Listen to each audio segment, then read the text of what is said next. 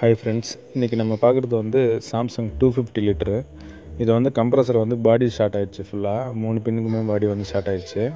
அதனால் இந்த கம்ப்ரஸரை வந்து ரிமூவ் பண்ணிவிட்டு சேம் 170 கம்ப்ரஸர் இருக்குது நம்மக்கிட்ட, வேறு ஃப்ரிட்ஜு. அது வந்து நம்ம திருப்பி இதில் வந்து ஃபிட் பண்ணிவிட்டு கட் பண்ணப்போ வந்து கேஸ் வந்து கொஞ்சம் கூட இல்லை. அதனால் வந்து காயில் வந்து கூலிங் காயில் நல்லா தான் இருந்தது.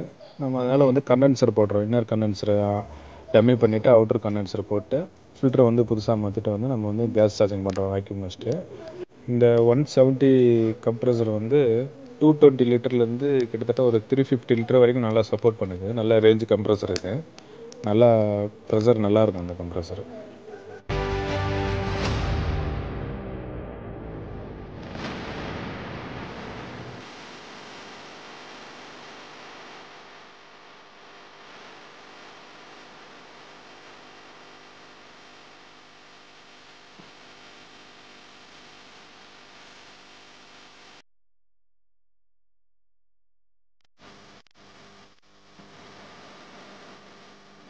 கண்டென்சர் வந்து 12 ரோல் கண்டென்சர் சரியாக இருக்குது.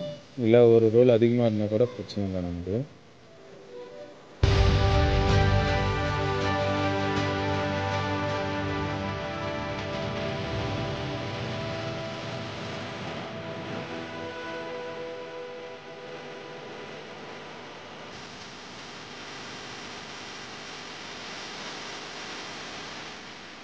இது நம்மக்கிட்ட இருந்த சேம் சாம்சங் தான். ஆனால் 220 லிட்டரில் இருந்தது. 250 லிட்டரில் இருந்தது தான்.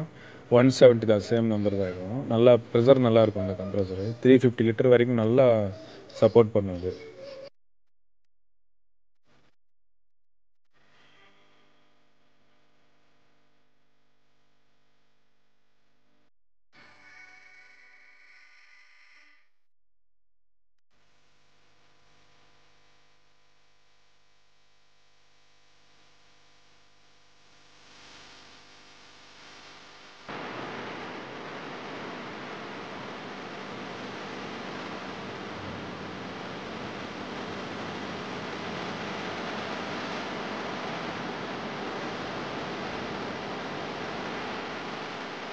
ட்ரெயின் டப்பாவில் இருக்கிற பைப் வந்து ரோல் வந்து ரொம்ப பாசி பிடிச்சி டேமேஜ் ஆகிருந்தது. இன்கேஸ் அதில் கூட கேஸ் வந்து திருப்பி நம்ம புது கம்ப்ரஸரை வச்சு நம்ம ஃபிட் பண்ணி ப்ரெஸ் அவுட் பண்ணுறப்போ ப்ரெஷருக்கு வந்து பிடிக்கும். இல்லை இன்றைக்கி நல்லா இருந்தால் கூட இன்கேஸ் ஒரு 2 மந்த்ஸ் 3 மந்த்ஸ்க்கு அப்புறம் கூட திருப்பி பிடிக்கிறதுக்கு வாய்ப்பு இருக்கும். அதனால் வந்து அந்த பைப்பு கூட புதுசு மாற்றிடுறது நல்லது ரோல். இது ஸ்ப்ரே பெயிண்ட் அடித்து வச்சா இன்னும் நல்லாயிருக்கும். ஏன்னா புது காப்பர் பைப்புனா சீக்கிரமாக வந்து பாசி பிடிக்கிறதுக்கு கூட வாய்ப்பு இருக்கும்.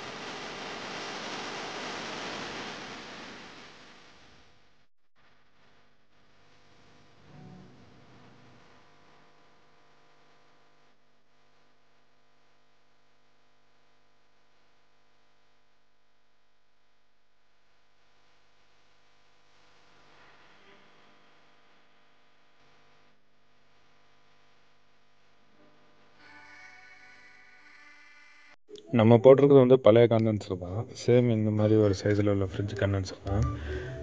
இது ஒரு வேளை உள்ளே துரு பிடிச்சிருக்கோம் அப்படின்னு நமக்கு ஆயில் அந்த மாதிரி இருந்ததுன்னா தின்னர் விட்டு தனியாக க்ளீன் பண்ணிவிட்டு இந்த மாதிரி நல்லா கம்ப்ரஸர் கிட்ட பைப் மட்டும் ஜாயின் பண்ணிவிட்டு டிஸ்சார்ஜில் நல்லா வந்து ப்ரெஷ் அவுட் பண்ணோம்னா உள்ள டஸ்ட்டு கிஸ்ட்டு எதுவும் இல்லாமல் நல்லா க்ளீன் ஆகிடும். கண்டென்சரில் ஆயில் அதிகமாக இருந்தால் கூட நமக்கு வந்து ரிசல்ட் வராது. எல்லாம் ஃப்ரெஷ் அவுட் பண்ணிவிட்டு க்ளீன் பண்ணிட்டு பண்ணுறது தான் நல்லது.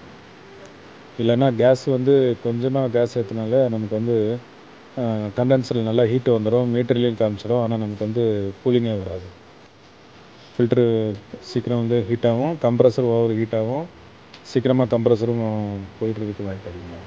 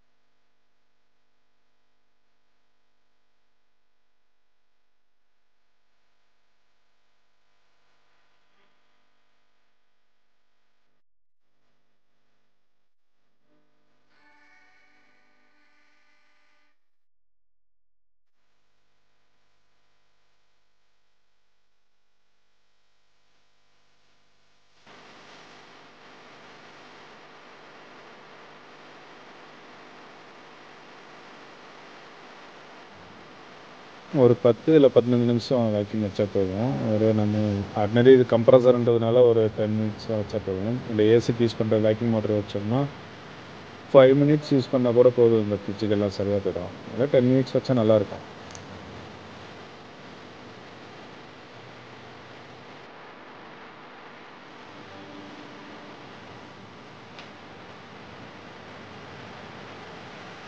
ஆன்டி மாய்ஸ் இருக்குது. எல்லாமே பழைய பொருள்ன்றதுனால அது போட்டுக்கிறது நல்லது. இல்லை புது கண்டென்சர்னா கூட இது கேப்லர் வந்து கொஞ்சம் பிளாக் ஆகாமல் இருக்கும் இந்த ஆன்டி மாய்ஸ்க்கு யூஸ் பண்ணணும்.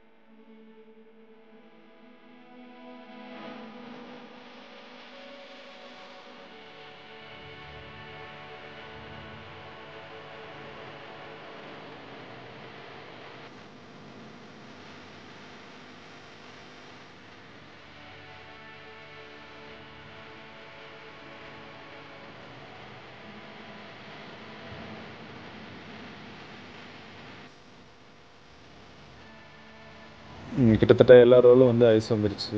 இன்னும் ஒரு 10 நிமிஷத்தில் நல்லா ஃபுல்லாகிடும். கேஸ் லெவல் வந்து சரியாக போச்சு.